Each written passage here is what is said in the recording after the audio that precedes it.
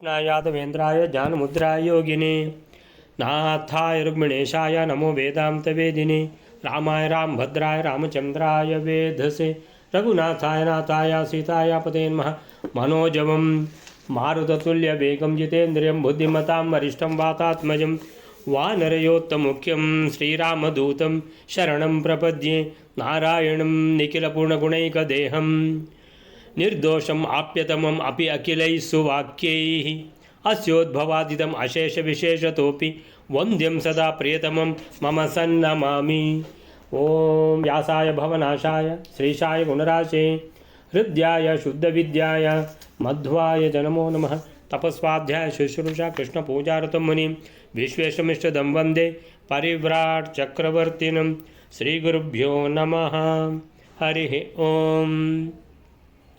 ವಾಯುದೇವರ ಶಿಷ್ಯ ಬ್ರಹ್ಮದೇವರ ಮಗ ನಾರಾಯಣ ನಾರಾಯಣ ಅಂತ ಹೇಳಿಕೊಂಡು ದಿಢೀರಂತ ಪ್ರತ್ಯಕ್ಷ ಆಗುವಂತಹ ನಾರದ ಋಷಿಗಳು ಬಂದರು. ಯಾವ ಕೆಲಸ? ತಾನು ಬಂದ ಕೆಲಸ ಏನಂತ ಹೇಳಿದರೆ ಭಗವಂತನ ಸರ್ವೋತ್ತಮತ್ವವನ್ನು ರೈವತ ಪರ್ವತದಲ್ಲಿ ನೆರೆದಿರುವಂತಹ ಎಲ್ಲ ರಾಜರುಗಳಿಗೂ ತಿಳಿಸಿಕೊಂಡು ಬಾ ಅಂತೇಳಿ ಹೇಳಿ ಕಳಿಸಿದ್ದು. ಅದನ್ನು ಮಾಡಿ ಆಯಿತು.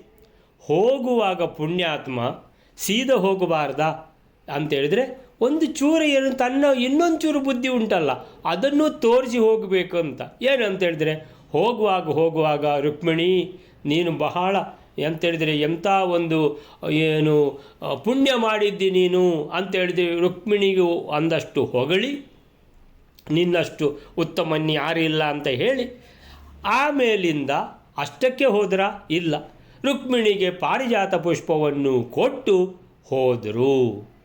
ಏನೇ ಆಗಲಿ ಅಂತೇಳಿದರೆ ಲೋಕದಲ್ಲಿ ಸಾಮಾನ್ಯ ಈಗ ಎಲ್ಲ ಇಲ್ಲ ಅಂತೇಳಿದರೆ ಎಲ್ಲ ಕಡಿಮೆ ಆಗಿದೆ ಅಂತೇಳಿದರೆ ಒಂದೇ ಹೆಂಡತಿ ಈಗ ಎಲ್ಲ ಅಂತೇಳಿದರೆ ಎರಡು ಹೆಂಡತಿ ಇರುವವರು ಇಲ್ವಾ ಅಂತೇಳಿದರೆ ಅಂದರೆ ನೋಡಿ ಗೊತ್ತಿಲ್ವಾ ನಿಮಗೆ ಅಂತೇಳಿದರೆ ಗೊತ್ತಿರ್ತದೆ, ಅವರಿಗೆ ಎರಡು ಹೆಂಡತಿ ಇದ್ದರು ಅಂತ. ಸೊ ಎರಡು ಹೆಂಡತಿ ಇದ್ದರು ಅಂತ ಹೇಳಿದ ಕೂಡಲೇ ಹೇಗಿರ್ತಾರೆ ಅನ್ನುವಂಥದ್ದು ಪ್ರಶ್ನೆ. ಸೊ ಆವಾಗ ಒಂದು ಹೆಂಡತಿಗೆ ಕೊಟ್ಟದ್ದನ್ನು ಇನ್ನೊಂದು ಹೆಂಡತಿಗೆ ಕೊಡಲಿಲ್ಲ ಅಂತ ಹೇಳಿದರೆ ಆಮೇಲಿಂದ ಆ ಗಂಡನ ಜೀವನ ಅನ್ನುವಂಥದ್ದು ಅದು ಒಂಥರ ನರಕ ಸದೃಶ ಆಗಿಬಿಡ್ತದೆ ಅನ್ನುವಂಥದ್ದು ಲೋಕದಲ್ಲಿ ಇರುವಂಥ ವಿಷಯ.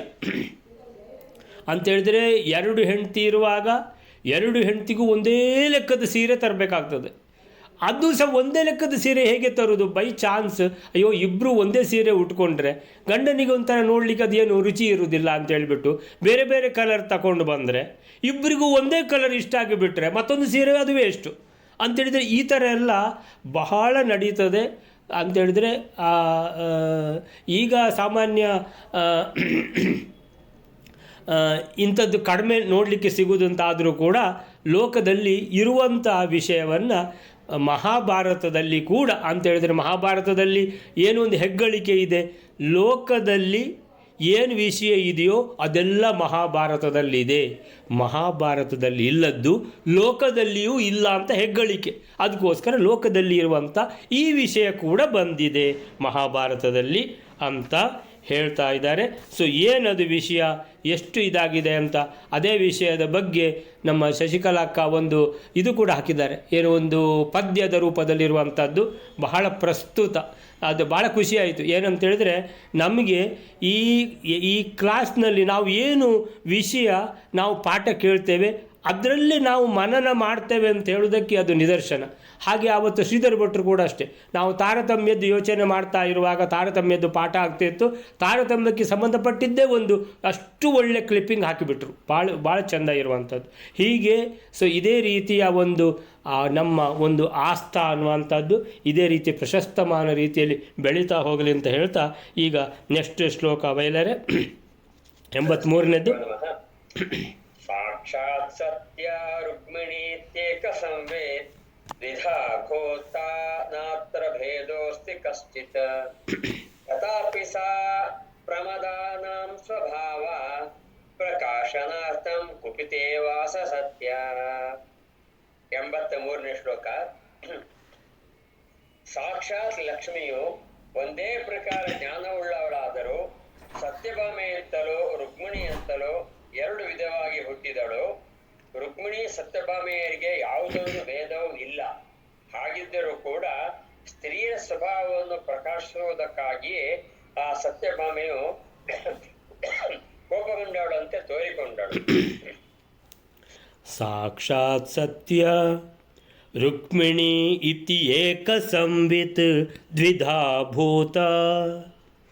ಏಕ ಸಂವಿತ್ ದ್ವಿಧಾ ಭೂತ ನ ಅತ್ರ ಭೇದೋಸ್ತಿ ಕಶ್ಚಿತ್.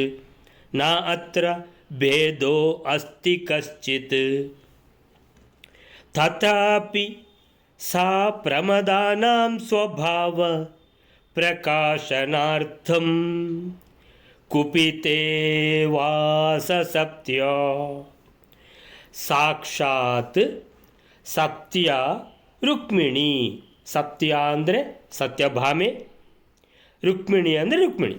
ಸೊ ಸತ್ಯಭಾಮೆ ರುಕ್ಮಿಣಿ ಸಾಕ್ಷಾತ್ ಆಗಿ, ಸಾಕ್ಷಾತ್ತಾಗಿ, ಇತಿ ಏಕ ಸಂವಿತ್ ದ್ವಿಧಾಭೂತ. ಸಂವಿತ್ ಅಂತೇಳಿದರೆ ಜ್ಞಾನ ಅಂತೇಳಿದರೆ ಹೇಗೆ ಭಗವಂತನ ಶರೀರ ಜ್ಞಾನಾನಂದ, ಜ್ಞಾನಾನಂದ ಶರೀರ. ಭಗವಂತನಿಗೆ ನಮಗಿದ್ದ ಹಾಗೆ ಪ್ರಾಕೃತ ಶರೀರ ಇಲ್ಲ, ಜ್ಞಾನಾನಂದ ಶರೀರ ಇರುವಂಥದ್ದು. ಜ್ಞಾನ ಆನಂದಾದಿ ಗುಣಗಳೇ ಶರೀರವಾಗಿ ಉಳ್ಳ ಭಗವಂತ. ಹಾಗೆ ಲಕ್ಷ್ಮೀದೇವಿ ಕೂಡ ಜ್ಞಾನಾನಂದ ಶರೀರ. ಅಂಥ ಜ್ಞಾನಾನಂದ ಶರೀರವುಳ್ಳ ಲಕ್ಷ್ಮೀದೇವಿಯ ಏಕ ಶರೀರವೇ ಎರಡು ರೂಪ. ದ್ವಿಧಾ ಅಂದರೆ ಎರಡು, ತ್ರಿಧಾ ಅಂದರೆ ಮೂರು, ಚತುರ್ಧಾ ಅಂದರೆ ನಾಲ್ಕು. ಸೊ ಎರಡು ದ್ವಿಧಾಭೂತ, ಎರಡು ರೂಪಗಳಲ್ಲಿ ಏನಂತ ಹೇಳಿದರೆ ಸತ್ಯಭಾಮೆ ಮತ್ತು ರುಕ್ಮಿಣಿಯ ರೂಪಗಳಲ್ಲಿ ಏನಂದರೆ ಪ್ರಕಟ ಆಗಿದ್ದು ಲಕ್ಷ್ಮೀದೇವಿ. ನ ಅತ್ರ ಭೇದೋಸ್ತಿ ಕಶ್ಚಿತ್. ನ ಅತ್ರ, ಅತ್ರ ಇಲ್ಲಿ ಈ ವಿಷಯದಲ್ಲಿ ಭೇದ ಅಸ್ತಿ ಕಶ್ಚಿತ್. ನ ಭೇದ, ಭೇದ ಇಲ್ಲ. ಯಾರಿಗೆ? ಸತ್ಯಭಾಮೆಗೆ ಮತ್ತು ರುಕ್ಮಿಣಿಗೆ ಭೇದವೇ ಇಲ್ಲ. ಲಕ್ಷ್ಮಿದ್ದೇ ಎರಡು ರೂಪಗಳು. ನ ಅತ್ರ ಭೇದೋಸ್ತಿ ಕಶ್ಚಿತ್. ಯಾವುದೇ ರೀತಿಯ ಭೇದ ಇಲ್ಲ.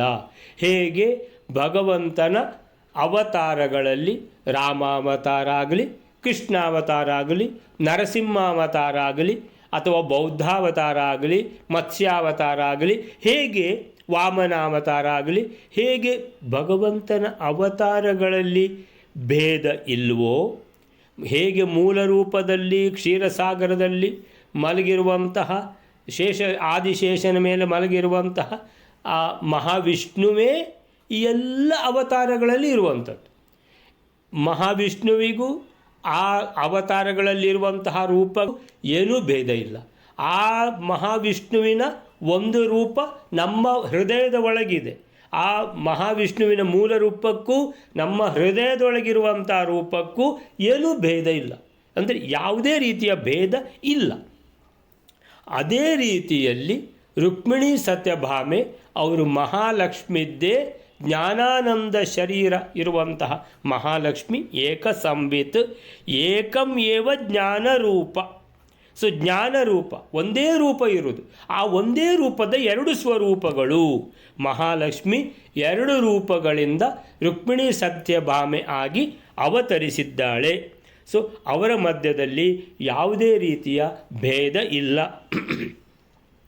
ತಥಾಪಿ ಹಾಗಾದರೂ ಕೂಡ ಸಾ ಆ ಮಹಾಲಕ್ಷ್ಮಿ ಪ್ರಮದಾನಾಂ ಸ್ವಭಾವ.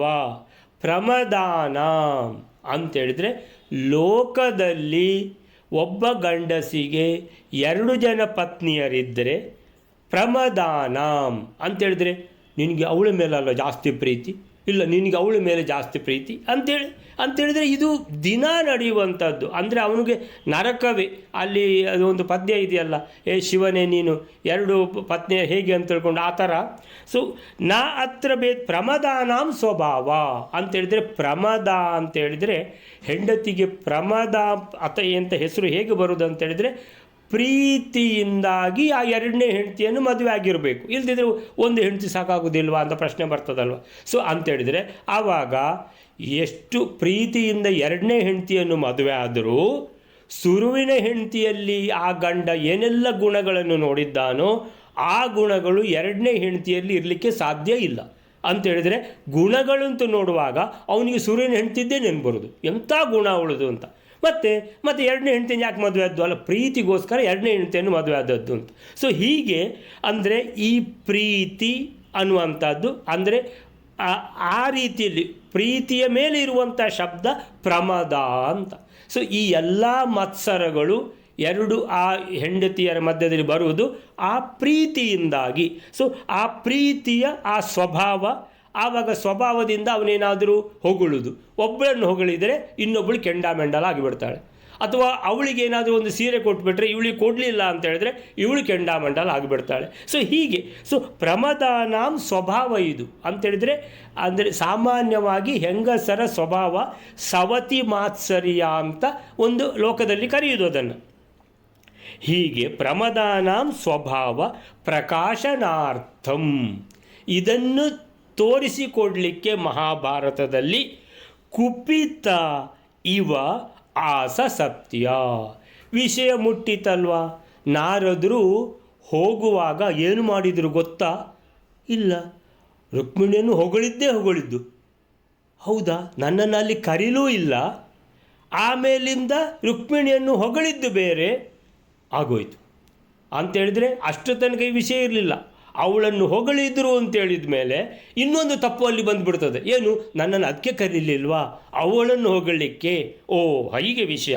ನಂತರ ಏನಾಯಿತು, ಪಾರಿಜಾತವನ್ನು ಕೊಟ್ಟು ಹೋಗಿದ್ದಾರೆ ನಾರದರು. ಯಾರಿಗೆ? ಸತ್ಯಭಾಮಿ. ಯಾರಿಗೆ? ರುಕ್ಮಿಣಿಗೆ ಅಂತೇಳಿದ ಕೂಡಲೇ ಬಹಳ ಏನು ಯಕ್ಷಗಾನದಲ್ಲಿ ಇದು ಹೊಡೆದಾಗಾಯಿತು, ಚಂಡೆ ಹೊಡೆದಾಗಾಯಿತು, ಕುಣಿತ ಶುರುವಾಯಿತು, ತಾಂಡವ ನೃತ್ಯ ಶುರುವಾಯಿತು. ಸೊ ಕುಪಿತ ಅಂದರೆ ಕೆಂಡಾಮಂಡಲವಾಗುವುದು, ಕೋಪ ಬರುವುದಕ್ಕೆ ಹೆಸರು ಕುಪಿತ. ಕುಪಿತ ಇವ ಅಂದರೆ ಇವ ಅಂತ ಹಾಕಿದರು. ಇವ ಅಂತೇಳಿದರೆ ಅಂತೆ ಅಂತೇಳಿದರೆ ಕೋಪಗೊಂಡವಳಂತೆ ಅಂದರೆ ಕತೆ ಮಾತ್ರ. ಮಹಾಲಕ್ಷ್ಮಿದ್ದೆ ಎರಡು ರೂಪಗಳಲ್ಲಿ ಎಲ್ಲಿರಿ ಇದು ಬರುವುದು, ಎಂಥದ್ದು ಸಿಟ್ಟು ಬರುವುದು, ಒಬ್ಬಳು ಇನ್ನೊಬ್ಬಳ ಮೇಲೆ ಸಿಟ್ಟು ಬರಲಿಕ್ಕೆ ಚಾನ್ಸ್ ಇದೆಯಾ? ಇಲ್ಲವೇ ಇಲ್ಲ. ಮತ್ತು ಇದು ಏನಂತೇಳಿದರೆ ಇದು ಕತೆ ಅಂತೇಳಿದರೆ ಅದಕ್ಕೋಸ್ಕರ ಕೋಪಗೊಂಡವಳಂತೆ, ಕೋಪ ಮಾಡಿದ್ಲು ಅಲ್ಲ, ಕೋಪಗೊಂಡವಳಂತೆ ಆಸ ಇದ್ದಳು ಅಂದರೆ ನಟಿಸಿದಳು. ಸತ್ಯ ಅಂದರೆ ಸತ್ಯಭಾಮೆ. ಸೊ ಈ 83ನೇ ಶ್ಲೋಕಕ್ಕೆ ಏನು ಹೇಳ್ತಾರೆ ಅಂದರೆ, ರುಕ್ಮಿಣಿಯೊಂದಿಗೆ ರಾಜರ ಮಧ್ಯದಲ್ಲಿ ಸಿಂಹಾಸನದಲ್ಲಿ ಕೂತು ಅಲ್ಲಿ ಅಂತೇಳಿದರೆ ಪ್ರಕಾಶಗೊಂಡದ್ದು ಯಾರು ಅಂತೇಳಿದರೆ ರುಕ್ಮಿಣಿ ಮತ್ತು ಶ್ರೀಕೃಷ್ಣ ರುಕ್ಮಿಣಿ ಅಂದರೆ ಸತ್ಯಭಾಮೆಯನ್ನು ಕರೀಲಿಲ್ಲ. ಅಲ್ಲಿ ನಾರದ ಋಷಿಗಳು ಬಂದು ರುಕ್ಮಿಣಿಯನ್ನು ಸ್ತುತಿಸಿದ್ದು ಎರಡನೇ ತಪ್ಪಾಯಿತು. ಪಾರಿಜಾತ ಕುಸುಮವನ್ನು ನೀಡಿದ್ದು ಮೂರನೇ ತಪ್ಪಾಯಿತು. ಈ ಕಾರಣಗಳಿಂದಾಗಿ ಸತ್ಯಭಾಮಾದೇವಿ ಕೆರಳಿದಂತೆ ಮುಖ ತೋರಿಸಿದಳು ಶ್ರೀಕೃಷ್ಣನಿಗೆ. ಕಾಮಿ ಜನರನ್ನು ತೋರಿಸಿದಳು ಅಂತೇಳಿದರೆ ಏನು? ಶ್ರೀಕೃಷ್ಣ ಎಲ್ಲಿದ್ದಾನೋ ಅಲ್ಲೇ ಇದ್ದಾನೆ, ಸತ್ಯಭಾಮೆ ಎಲ್ಲಿದ್ದಾಳೋ ಅಲ್ಲೇ ಇದ್ದಾಳೆ. ಅಂದರೆ ಆ ಏನು ರೈವತ ಪರ್ವತದಲ್ಲಿ ಅಲ್ಲಿ ಸತ್ಯಭಾಮೆ ಇಲ್ಲ, ವಿಷಯ ಸತ್ಯಭಾಮೆಗೆ ತಿಳಿದಾಗ ಅವಳ ಮುಖ ಕೋಪದಿಂದ ಕೆಂಡಾಮಂಡಲಾಗಿದೆ ಕೃಷ್ಣನಿಗೆ ಕಾಣ್ತಾ ಉಂಟು ಕೂತಲ್ಲಿಂದಲೇ. ಓ, ಸತ್ಯಭಾಮೆಗೆ ಸಿಟ್ಟು ಬಂತಾ ಅಂತೇಳಿ. ಹೀಗೆ ಇದು ಯಾಕೆ ಈ ವಿಷಯ ಬಂತು ಅಂತೇಳಿದರೆ ಮಧ್ವಾಚಾರ್ಯರು ಹೇಳ್ತಾ ಇದ್ದಾರೆ. ಇದು ಇದು ನಾನು ಇನ್ನೊಂದು ಇದಕ್ಕೆ ಹೋಗಿಬಿಟ್ನಾ? ಸರಿ. ಪ್ರಕಾಶನಾರ್ಥಂ ಒಂದೇ ಜ್ಞಾನಾನಂದಾದಿ ಗುಣಗಳಿಂದ ಕೂಡಿದ ಏಕಸಂವಿತ್ ದ್ವಿಧಾಭೂತ. ಒಂದೇ ಜ್ಞಾನಾನಂದಾದಿ ಗುಣಗಳಿಂದ ಕೂಡಿದ ಏಕಸಂವಿತ್ ಎರಡು ರೂಪ, ದ್ವಿಧಾಭೂತ ಎರಡು ರೂಪದಿಂದ ಅವತರಿಸಿದವಳು ಮಹಾಲಕ್ಷ್ಮಿ. ರುಕ್ಮಿಣಿ ಸತ್ಯಭಾಮ ಎನ್ನುವ ಎರಡು ರೂಪಗಳಿಂದ. ನ ಅತ್ರ ಭೇದ ಅಸ್ತಿ ಕಶ್ಚಿತ್, ಯಾವುದೇ ರೀತಿಯ ಕಶ್ಚಿತ್, ನ ಅತ್ರ ಭೇದ, ಇಲ್ಲಿ ಯಾವ ಭೇದವೂ ಇಲ್ಲ. ಸೊ ಅವರಿಬ್ಬರ ಮಧ್ಯದಲ್ಲಿ ಯಾವುದೇ ವಿಧವಾದ ಭೇದ ಸರ್ವಥಾ ಇಲ್ಲ. ಆದರೂ ತಥಾಪಿ ಸ್ತ್ರೀಯರ ಸ್ವಭಾವವನ್ನು ಪ್ರಮದಾನಾಂ ಸ್ವಭಾವ ಅಂದರೆ ಎಲ್ಲ ಸ್ತ್ರೀಯರಲ್ಲ, ಇದು ಎರಡು ಹೆಂಡತಿ ಅಂತೇಳಿದರೆ ಅವಳಿಗೆ ಜಾಸ್ತಿ ಪ್ರೀತಿ ಮಾಡಿದ್ದೆ, ನೀನು ನನಗೆ ಜಾಸ್ತಿ ಪ್ರೀತಿ ಮಾಡಿದ್ದೆ, ಹೀಗೆ ಇದು ಪ್ರಮದಾನಂ ಅಂತ. ಸೊ ಇಂಥ ಸವತಿ ಮಾತ್ಸರ್ಯದಿಂದ ತುಂಬಿದ ಪ್ರಮದಾನಂ ಈ ಸ್ತ್ರೀಯರ ಸ್ವಭಾವವನ್ನು ತೋರಿಸುವ ಸಲುವಾಗಿ ಸತ್ಯಭಾಮಾದೇವಿ ಶ್ರೀಕೃಷ್ಣನ ಬಗ್ಗೆ ಮುನಿಸಿಕೊಂಡಂತೆ ತೋರಿಸಿಕೊಂಡಳು.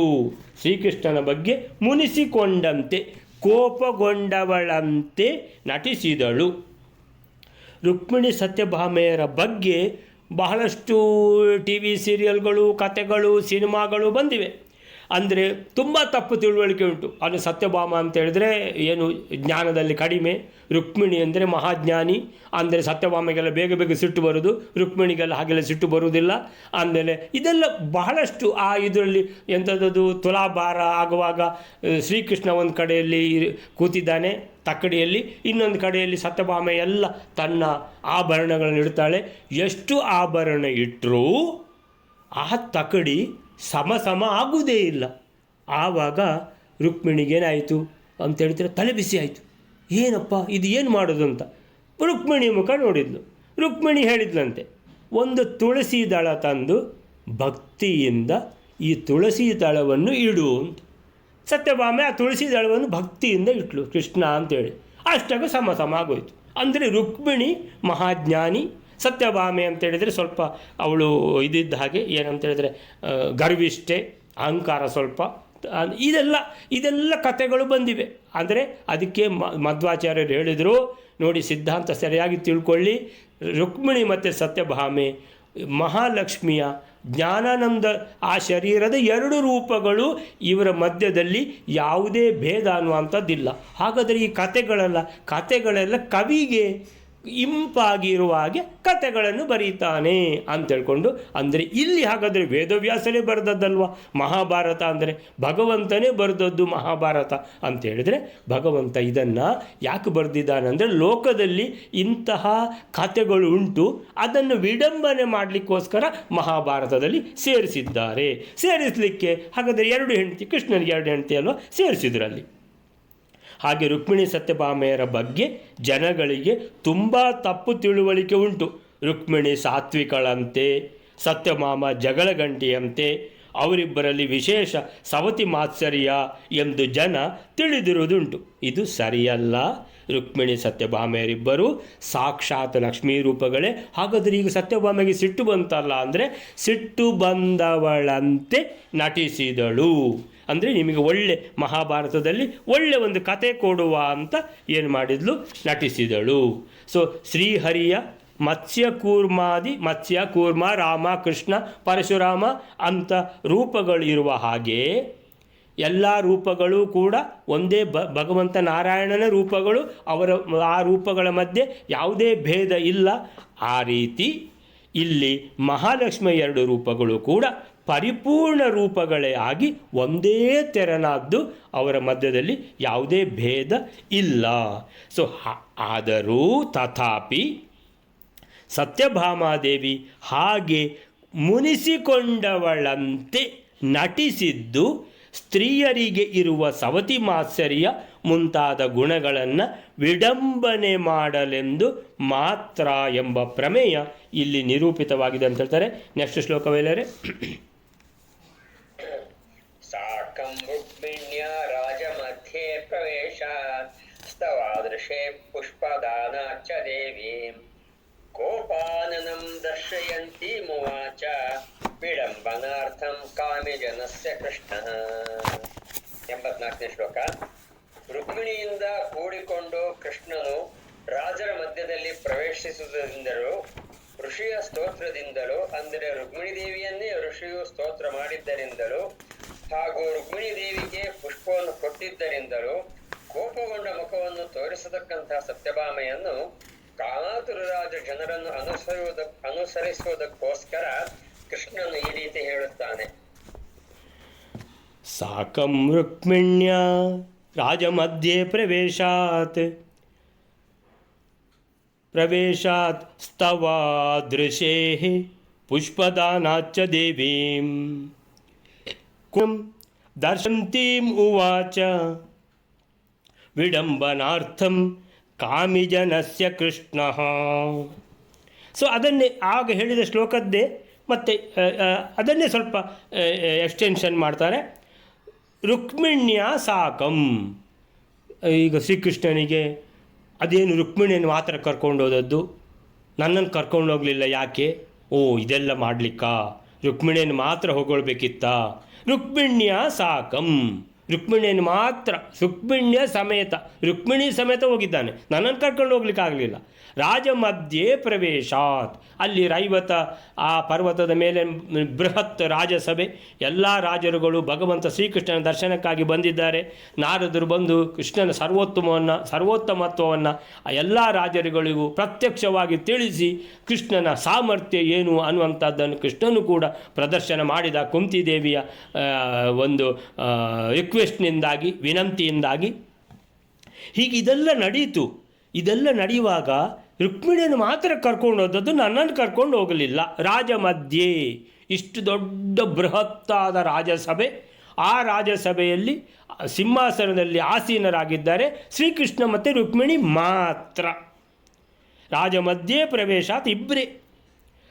ಸ್ತವಾತ್ ಋಷೇಹೇ, ಈ ನಾರದ ಋಷಿಗಳು ಸ್ತವಾತ್ ಹೊಗಳಿದ್ದು ರುಕ್ಮಿಣಿಯನ್ನು ಮಾತ್ರ.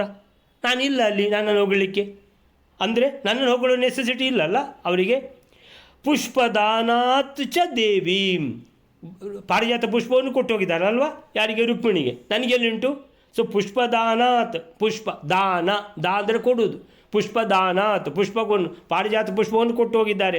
ದೇವೀಂ, ರುಕ್ಮಿಣಿ ದೇವಿಯನ್ನು ಕುರಿತು ಕೊಟ್ಟು ಹೋಗಿದ್ದಾರೆ. ಇದನ್ನೆಲ್ಲ ಕೇಳಿದ ಸತ್ಯಭಾಮೆ ಕೋಪಾನನಂ, ಕೋಪದಿಂದ ತುಂಬಿದ ಮುಖ. ಕೋಪಾನ, ಆನನ, ಗಜಾನನ, ಆನೆಯ ಮುಖ, ಯಾರು? ಗಣಪತಿ. ಹಾಗೆ ಕೋಪಾನನಂ, ಕೋಪ ಸರಿಯಾಗಿ ಕಾಣುತ್ತಿರುವಂಥ ಮುಖ. ಎಷ್ಟೋ ಜನರದ್ದು ಕೋಪ ಕಾಣುವುದೇ ಇಲ್ಲ ಮುಖದಲ್ಲಿ. ಅಂಥೇಳಿದ್ರೆ ಅವ್ರು ಯಾಕೆ ಈ ಥರ ಮಾಡಿದ್ರು ರೀ ಅಂಥೇಳಿದ್ರೆ ಅದು ಆ ನಂತರವೇ ಗೊತ್ತಾಗೋದು ಅವ್ರಿಗೆ ಕೋಪ ಬಂದಿದೆ ಹಾಗಾದರೆ ಅಂತ. ಓ, ಹಾಗಾದರೆ ಕೋಪ ಬಂದಿದೆ ಅವರಿಗೆ ಅಂತ ಮುಖದಲ್ಲಿ ನೋಡುವಾಗ ಅವ್ರು ಕೋಪ ತೋರಿಸೋದಂತಿಲ್ಲ ಅಂತ. ಕೆಲವರು ಸಿಕ್ಕಾಪಟ್ಟೆ ಅವ್ರ ಮುಖ ನೋಡಿದ ಕೂಡಲೇ ಮತ್ತೆ ನಿಮ್ಗೆ ಅವ್ರ ಎದುರುಗಡೆ ನಿಲ್ಲಕ್ಕೆ ಆಗೋದಿಲ್ಲ. ಅವ್ರು ಕೋಪ ಬಂದಿದೆ ರೀ, ಅಲ್ಲಿ ಈಗ ಹತ್ತಿರ ಹೋಗಲೇಬೇಡಿ, ನೀವು ಹೋದ್ರೆ ಮುಗೀತು ನಿಮ್ಮ ಕತೆ ಅಂತ. ಕೋಪಾನನಂ ಅಂದರೆ ಕೋಪ ತುಂಬಿದ ಮುಖವನ್ನು ದರ್ಶಯಂತಿ, ತೋರಿಸ್ತಾ ಇದ್ದಾಳೆ, ಪ್ರಕಟಪಡಿಸ್ತಾ ಇದ್ದಾಳೆ, ಕೆಂಡಾಮಂಡಲಾಗಿದ್ದಾಳೆ. ಸೊ ಅವಳಿಗೆ ಅಂತೇಳಿದರೆ ಈಗ ಸಮಾಧಾನ ಮಾಡಬೇಕಲ್ಲ. ಆ ಪದ್ಯದಲ್ಲಿ ಬಂದಿದೆ, ಶಶಿಕಲಕ್ಕ ಕಳಿಸಿದ್ದ ಆ ಪದ್ಯ ಇದೆಯಲ್ಲ, ಸೊ ತುಂಬ ಸುಂದರವಾದ ಪದ್ಯದಲ್ಲಿ. ಸೊ ಈ ವಿಷಯ ಕೇಳಿ ಗರುಡನನ್ನು ಏರಿ ಶ್ರೀಕೃಷ್ಣ ಹೋಗ್ತಾನೆ ಯಾರ ಹತ್ರ? ಸತ್ಯಭಾಮೆಯ ಹತ್ರ ಅನ್ನುವಂಥದ್ದು. ಸೊ ದರ್ಶಯಂತಿ ಅಷ್ಟಾಗುವಾಗ ಕೃಷ್ಣ ಅವಳ ಬಳಿಗೆ ಹೋಗಿ ಉವಾಚ ಅಂದರೆ ಹೇಳ್ತಾನೆ ಏನಂತ? ವಿಡಂಬನಾರ್ಥಂ. ಏನಪ್ಪ ಭಗವಂತ ಸತ್ಯಭಾಮೆ ಹತ್ರ ಯಾಕೆ ಹೋಗಬೇಕು? ಭಗವಂತ ಒಬ್ಬನೇ ಸ್ವತಂತ್ರ ಇರೋದು, ಇನ್ನು ಯಾರೂ ಸ್ವತಂತ್ರರಿಲ್ಲ. ಸತ್ಯಭಾಮೆ ಬೇಕಾದರೆ ಕೃಷ್ಣನ ಹತ್ರ ಬರಬೇಕು, ಕೃಷ್ಣ ಹೋಗಬೇಕಂತ ಇಲ್ಲ ಅಂದರೆ ಇಲ್ಲ ಅಂತೇಳಿದರೆ, ಸಾಮಾನ್ಯವಾಗಿ ಹೆಂಡತಿಗೆ ಕೋಪ ಬಂದಾಗ ಸಮಾಧಾನ ಮಾಡೋದು ಯಾರು? ಗಂಡನೇ. ಗಂಡಂದು ಕರ್ತವ್ಯ ಅದು. ಯಾಕಂದರೆ ನೆಕ್ಸ್ಟು ಅಂತೇಳಿ ಒಂದು ವೇಳೆ ಸಮಾಧಾನ ಮಾಡಲಿಲ್ಲ ಅಂತ ಇಟ್ಕೊಳ್ಳಿ, ಹೊಟ್ಟೆಗೆ ಯಾರು ಹಾಕೋದು, ಅಡುಗೆ ಯಾರು ಮಾಡೋದು, ಎಲ್ಲಿ ಸುಮಾರೆಲ್ಲ ಮನೆ ಕೆಲಸ ಯಾರು ಮಾಡೋದು, ಸೊ ಮಕ್ಕಳನ್ನು ಯಾರು ನೋಡ್ಕೊಳ್ಳೋದು? ಗೃಹ ಮಂತ್ರಿ ಹೆಂಡ್ತಿಯೇ. ಸೊ ಹೆಂಡ್ತಿ ಅಂತೇಳಿದ್ರೆ ಅಷ್ಟು ಇಂಪಾರ್ಟೆಂಟ್. ಆದರೆ ಕೋಪ ಬಂದರೆ ನೀವು ಸಮಾಧಾನ ಮಾಡದೆ ಬಿಡಲಿಕ್ಕೆ ಆಗ್ತದಾ? ಇಲ್ಲವೇ ಇಲ್ಲ, ಅದು ಒಂದು ಕರ್ತವ್ಯ. ಸೊ ಉವಾಚ ವಿಡಂಬನಾರ್ಥಂ ಅಂತೇಳಿದರೆ ಲೋಕದಲ್ಲಿ ಎಲ್ಲ ಗಂಡಸರು ಹೆಂಡ್ತಿಗೆ ಅದು ಇದು ಸ್ಪೆಷಲ್ ಕೇಸು. ಅಂದರೆ ಇದು ಸಾಮಾನ್ಯದ ಕೋಪ ಅಲ್ಲ, ಇದು ಭಯಂಕರ ಕೋಪ. ಯಾಕಂತೇಳಿದ್ರೆ ಅವಳಿಗೆ ನೀನು ಕರ್ಕೊಂಡೋಗಿದ್ದಿ ಸಭೆಗೆ, ನನ್ನನ್ನು ಕರ್ಕೊಂಡು ಹೋಗಲಿಲ್ಲ. ಅವಳನ್ನು ತುಂಬಿದ ಸಭೆಯಲ್ಲಿ ಎಲ್ಲ ರಾಜರುಗಳ ಮಧ್ಯೆ ಹೊಗಳಿದ್ದಾರೆ, ನನ್ನನ್ನು ಹೊಗಳಲಿಲ್ಲ. ಅವಳಿಗೆ ನಾರದರು ಹೋಗುವಾಗ ಹೊಗಳಿದ್ದು ಮಾತ್ರ ಅಲ್ಲ, ಪಾರಿಜಾತ ಹೂವು ಕೊಟ್ಟು ಹೋಗಿದ್ದಾರೆ, ನನಗೆ ಕೊಡಲಿಲ್ಲ ಅಂತ ಇಲ್ಲಿ ದೊಡ್ಡ ಒಂದು ಚಾರ್ಜ್ ಶೀಟೇ ಇದೆ. ದೊಡ್ಡ ಇಷ್ಟು ತಪ್ಪು ಅಂದರೆ ಮತ್ತೆ ಮಾಡಿದ್ದು ನೋಡಿದ್ದು ಎಲ್ಲ ತಪ್ಪೇ. ಒಂದು ತಪ್ಪು ಶುರುವಾದರೆ ಸಾಕು. ಮತ್ತೆ ಉವಾಚ ವಿಡಂಬನಾರ್ಥಂ ಅಂದರೆ ಲೋಕದಲ್ಲಿ ನಡೆಯುವಂತಹ ಕಥೆಗಳನ್ನು ವಿಡಂಬನೆ ಮಾಡಲಿಕ್ಕೋಸ್ಕರ, ವಿಡಂಬನಾರ್ಥಂ ಅದಕ್ಕೋಸ್ಕರ ಕಾಮೀಜನಸ್ಯ ಯಾರ ವಿಡಂಬನೆ ಲೋಕದಲ್ಲಿ ಅಂತೇಳಿದರೆ ಪ್ರಮದಾನಾಂ ಇಂಥ ಎರಡೆರಡು ಹೆಂಡತಿಯರನ್ನು ಯಾರು ಮದುವೆ ಆಗಿರ್ತಾರೋ ಅವರು ಯಾರು ಅಂತೇಳಿದರೆ ಅಂಥ ಗಂಡಸರಿಗೆ ಕಾಮೀಜನಸ್ಯ ಅಂತ ಹೇಳ್ತಾರೆ. ಕಾಮುಕ ಗಂಡಸರು ಅಂತೇಳಿದರೆ ಒಂದು ಹೆಂಡತಿ ಸಾಕಾಗೋದಿಲ್ಲ ಅಂತ ಇನ್ನೂ ಪ್ರೀತಿ ಮಾಡಲಿಕ್ಕೆ ಇನ್ನೊಬ್ಬಳು ಬೇಕು ಅಂತ ಯಾರು ಮದುವೆ ಆಗ್ತಾರೋ ಅವರಿಗೆ ಕಾಮುಕರು ಅಂತ ಹೆಸರು. ಅದಕ್ಕೆ ಕಾಮೀಜನಸ್ಯ. ಕಾಮೀಜನಸ್ಯ ಅಂತೇಳಿದ್ರೆ ಕಾಮಾತುರರಾದ ಮಂದಬುದ್ಧಿಯ ಜನರನ್ನು ಲೋಕದಲ್ಲಿ ಅವರು ಹೇಗೆ ಎರಡು ಹೆಂಡತಿಯರಿರುವಾಗ ಅವ್ರದ್ದು ಕತೆ ಏನು ಅಂತ ವಿಡಂಬನಾರ್ಥಂ ಇದನ್ನು ಪ್ರಕಾಶಪಡಿಸಲಿಕ್ಕೆ ಮಹಾಭಾರತದಲ್ಲಿ ಇದನ್ನು ಹಾಕಬೇಕು. ಮಹಾಭಾರತದಲ್ಲಿ ಇಲ್ಲದ್ದು ಲೋಕದಲ್ಲಿ ನಡೆಯುವುದಿಲ್ಲ. ಆದ್ದರಿಂದ ಈ ಲೋಕದಲ್ಲಿ ನಡೆಯುವಂಥದ್ದು ಮಹಾಭಾರತದಲ್ಲಿ ಇರಲೇಬೇಕು ಅಂತ ವಿಡಂಬನೆ ಮಾಡಲಿಕ್ಕೋಸ್ಕರ ಕೃಷ್ಣ ಸತ್ಯಭಾಮೆ ಹತ್ರ ಹೋದ ಸಮಾಧಾನ ಮಾಡಲಿಕ್ಕೆ. 84ನೇ ಶ್ಲೋಕಕ್ಕೆ ಏನು ಹೇಳ್ತಾರೆ ಅಂದರೆ, ರುಕ್ಮಿಣಿಯೊಂದಿಗೆ ರಾಜರ ಮಧ್ಯದಲ್ಲಿ ಏನಂತ ಹೇಳಿದರೆ ರುಕ್ಮಿಣಿಯನ್ನು ಮಾತ್ರ ಕರ್ಕೊಂಡು ಹೋದದ್ದು, ತುಂಬಿದ ಸಭೆಯಲ್ಲಿ ಸತ್ಯಭಾಮೆಯನ್ನು ಕರ್ಕೊಂಡು ಹೋಗಲಿಲ್ಲ ಅನ್ನುವಂಥದ್ದು. ಅಲ್ಲಿ ನಾರದ ಋಷಿಗಳು ಬಂದು ಎಲ್ಲ ವಿಷಯ ಎಲ್ಲ ಆಗಿ ಹೊರಡುವಾಗ ರುಕ್ಮಿಣಿಯನ್ನು ಹೊಗಳಿದ್ದು ಸ್ತವಾತ್ ಅಂದರೆ ಹೊಗಳಿ ಹೋದದ್ದು. ಮೂರನೇದು ಪುಷ್ಪದಾನಾತ್ ಪಾರಿಜಾತ ಪುಷ್ಪವನ್ನು ನೀಡಿದ್ದು. ಹೀಗೆ ಏನು ಪ್ರಬಲ ಕಾರಣಗಳಿಂದಾಗಿ ಸತ್ಯಭಾಮಾದೇವಿ ಕೆರಳಿದಂತೆ ಮುಖ ತೋರಿಸಿದಳು. ಕೋಪಾನನಂ ದರ್ಶಯಂತಿ ಅಂತೇಳಿದರೆ ತೋರಿಸಿದ, ತೋರಿಸು, ದರ್ಶಯತಿ. ಸೊ ದರ್ಶಯಂತಿ ಅಂಥ ಸತ್ಯಭಾಮಾದೇವಿಯನ್ನು ಏನು ಅಂತೇಳಿದ್ರೆ ಸಮಾಧಾನ ಪಡಿಸಲಿಕ್ಕೆ ಕೃಷ್ಣ ಹೋಗಿದ್ದಾನೆ. ಹೋಗಿ ಉವಾಚ ಅಂತೇಳಿದರೆ ಕೃಷ್ಣ ಸಮಾಧಾನ ಮಾಡುವಂಥ ಮಾತುಗಳನ್ನು ಹೇಳ್ತಾನೆ. ಇದು ಏನು ವಿಷಯ ಅಂತ ಹೇಳಿದರೆ, ಲೋಕದಲ್ಲಿ ಕಾಮಿ ಜನರನ್ನು ಅನುಕರಿಸುವಂಥದ್ದು, ವಿಡಂಬನೆ ಮಾಡುವಂಥದ್ದು, ಈ ಕಥೆಯನ್ನು ಪ್ರಕಟಪಡಿಸಲಿಕ್ಕೋಸ್ಕರ ಕೃಷ್ಣ ಸತ್ಯಭಾಮೆಯನ್ನು ಏನು ಮಾಡಿದ, ಸಮಾಧಾನ ಮಾಡಲಿಕ್ಕೆ ಹೋಗಿದ್ದಾನೆ. ಹರಿವಂಶ ಅಂತ ಈ ಕೃಷ್ಣನ ಕತೆ ಹೇಳುವಂಥದ್ದು ಭಾಗವತ ಹೇಗಿದೆಯೋ ಅಂದರೆ ಈ ಕತೆ ಮಹಾಭಾರತದಲ್ಲಿ, ಭಾಗವತದಲ್ಲಿ, ಹರಿವಂಶದಲ್ಲಿ ಎಲ್ಲ ಬರ್ತದೆ. ಸೊ ಹರಿವಂಶ ಏನು ಹೇಳ್ತದೆ ಅಂತೇಳಿದರೆ, ಯತ್ ಪಾರಿಜಾತ ಕುಸುಮಂ ದತ್ತವಾನ್ ನಾರದ ಋಷಿಗಳು ಹೋಗುವಾಗ ಇಲ್ಲಿ ಒಂದು ಏನಂತೇಳಿದರೆ ಒಂದು ಬೀಜ ಹಾಕಿ ಹೋಗಿಬಿಟ್ರು. ಏನು ಬೀಜ ಅಂದರೆ ಬೆಂಕಿ ಕಡ್ಡಿಯನ್ನು ಅದನ್ನು ಜಸ್ಟ್ ಕೀರಿ ಹಾಕಿ ಹೋಗಿಬಿಟ್ರು. ಅದು ಬೆಂಕಿ ತನ್ನಿಂದಾಗಿ ಉರಿತದೆ ದೊಡ್ಡದಾಗಿ. ನಾರದರು ಮಾಡುವ ಕೆಲಸವೇ ಇದೆ. ನಾರದರಿಗೆ ಹೋಗುವಾಗ ರುಕ್ಮಿಣಿಗೆ ಪಾರಿಜಾತ ಪುಷ್ಪವನ್ನು ಕೊಡುವ ಕೆಲಸ ಯಾಕೆ, ರುಕ್ಮಿಣಿಯನ್ನು ಹೊಗಳುವ ಕೆಲಸ ಯಾಕೆ? ಸ್ತವಾತ್ ಅಂದರೆ ಹೊಗಳುವುದು. ಯಾಕೆ? ತತ್ಕಿಲ ಇಷ್ಟಜನೇ ದತ್ತಂ ತ್ವಯಾಹಂ ಪರಿವರ್ಜಿತ. ನನ್ನನ್ನು ಪರಿವರ್ಜಿತ, ನನ್ನನ್ನು ಅಲ್ಲಿಗೆ ಕರ್ಕೊಂಡು ಹೋಗಲಿಲ್ಲ, ಅವಳನ್ನು ಮಾತ್ರ ಅಲ್ಲಿ ಸ್ತುತಿ ಮಾಡಿದ್ದಾರೆ, ಅವಳಿಗೆ ಪಾರಿಜಾತ ಕೊಟ್ಟಿದ್ದಾರೆ. ಶ್ರೀಕೃಷ್ಣನು ಸಹ ಸಾಮಾನ್ಯ ಕಾಮುಕ ಗಂಡಸರು, ಎರಡು ಹೆಂಡತಿಯನ್ನು ಮದುವೆಯಾದವರು ಈ ರೀತಿ ಹೆಂಡತಿಯನ್ನು ಮೆಚ್ಚಿಸಲೆಂದು ಸಮಾಧಾನ ಹೇಗೆ ಪಡಿಸ್ತಾರೆ ಅದನ್ನು ಅನುಕರಿಸುತ್ತಾ ವಿಡಂಬನೆ ಮಾಡುತ್ತಾ ಕೃಷ್ಣ ಕೂಡ ಸತ್ಯಭಾಮೆ ಹತ್ರ ಹೋಗಿದ್ದಾನೆ ಅನ್ನುವಂಥದ್ದು. ಹೋಗಿ ಏನು ಹೇಳಿದ ಅಂತ ಮುಗಿಸಿಬಿಡೋಣ ಬೈಲಾರೆ. ದಾತಾಸ್ಮ್ಯಹಂ ಪಾರಿಜಾತಂ ತರುಂತ ಇತ್ಯೇವ ತತ್ರಾಥಾಗಮದ್ವಾಸೋಪಿ ಸರ್ವೈರ್ದೇವೈರ್ಭೂಮಜಿತೋಪ್ಯದಿತ್ಯಾಹ ತೇನೈವಾಥೋ ಕುಂಡಲಾಭ್ಯಾಂ ಹೃತಾಭ್ಯಾಂ. 85ನೇ ಶ್ಲೋಕ. ಕೃಷ್ಣ ಹೇಳ್ತಾನೆ ಸತ್ಯಭಾಮೆಗೆ, ಏನೋ ಸತ್ಯಭಾಮೆ, ನಿನಗೆ ನಾನು ಪಾರಿಜಾತ ವೃಕ್ಷವನ್ನೇ ಕೊಡುತ್ತೇನೆ ಅಂತ ಹೇಳುತ್ತಾನೆ. ಇಷ್ಟರಲ್ಲಿ ಇಂದ್ರನು ಕೂಡ ನರಕಾಸುರನಿಂದ ಪರಾಜಿತನಾಗಿ ಸಮಸ್ತ ದೇವತೆಗಳಿಂದ ಕೂಡಿಕೊಂಡು ಆ ನರಕಾಸುರದಿಂದಲೇ ಅದಿತಿಯ 2 ಕರ್ಣಕುಂಡಲಗಳು ಅಪಹೃತಗಳಾಗುತ್ತಿರಲು ಆ ರೈವತಕ ಪರ್ವತದ ಕಡೆಗೆ ಬರುತ್ತಾನೆ.